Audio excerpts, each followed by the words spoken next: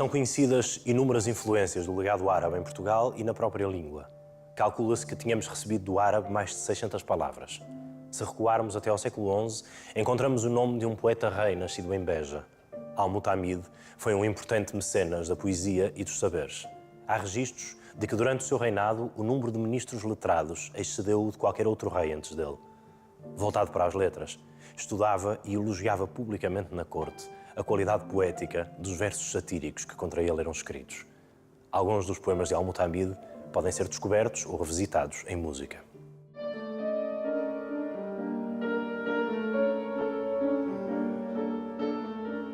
Eis a versão musical de um dos poemas que imortalizaram Al-Mutamid como um dos grandes poetas de língua árabe e o mais brilhante do território de Andaluz no século XI.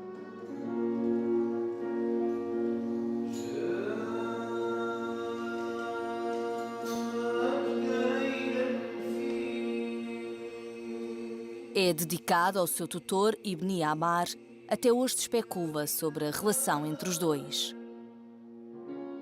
Desenvolveu-se entre eles uma relação de amizade, de cumplicidade profunda. O que é certo é que acabou mal, ou seja, Al-Mutamid acabou por matar Ibn Amar, porque Ibn Amar tentou apoderar-se de uma parte do território.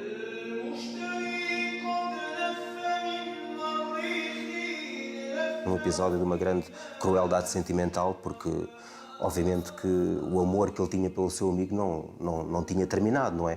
Mas ele não pôde, digamos, conter o sentimento de raiva para com aquela traição profunda da pessoa em que ele mais confiava. Nascido em Beja, Al-Mutamid foi príncipe regente em Silves e, mais tarde, rei da Taifa de Sevilha. Destronado pela dinastia almorávida, foi exilado em Tanger e depois levado para Agmat, no interior de Marrocos. Lá, viveu em presídio, miséria e acabou por morrer.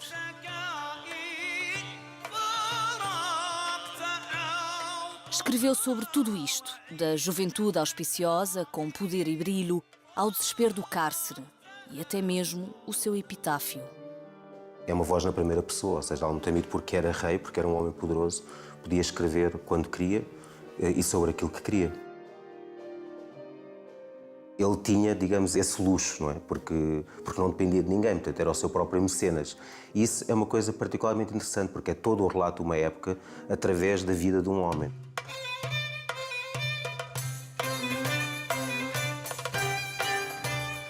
Inspirado no livro O Meu Coração é Árabe, do arabista Adalberto Alves, Carlos Gomes reuniu músicos dos 3 países herdeiros do legado de Al-Mutamid para interpretarem alguns dos seus poemas.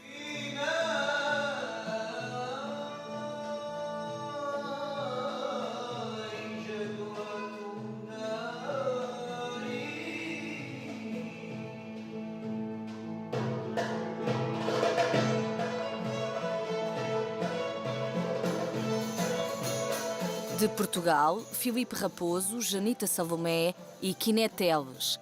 A representar o legado medieval do sul de Espanha, Eduardo Paniagua e César Carazo. E com a sonoridade ancestral marroquina, Al-Arabi Serguini e Jamal Ben Alal.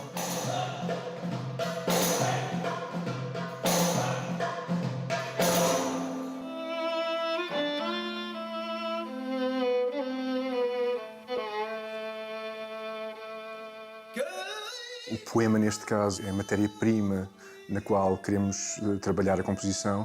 Então, há necessidade de dissecar o poema, perceber quais são os pontos de confluência, de tensão, de forma a conduzir a linha melódica o melhor possível.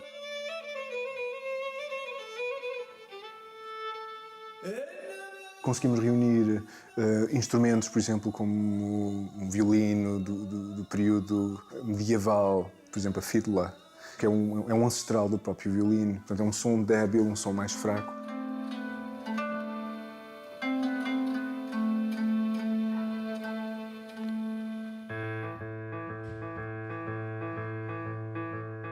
Quando ouço o Filipe em certos momentos em que o piano fica a solo, sabendo perfeitamente que o piano era um instrumento que não existia na época do Al-Mutamid, a ideia com que fico é que se o piano existisse naquela época, seria tocado daquela forma, ou seja, com aquela sensibilidade. Quantas noites passei deliciosamente junto a um recôncavo do rio. Em jeito de partilha de uma herança cultural comum, este projeto realça a diversidade como valor maior e mais atual do que a história e a geografia deixam adivinhar.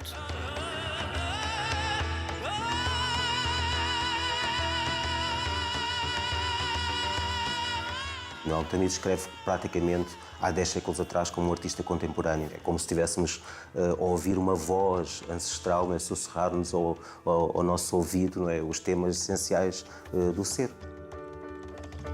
A flor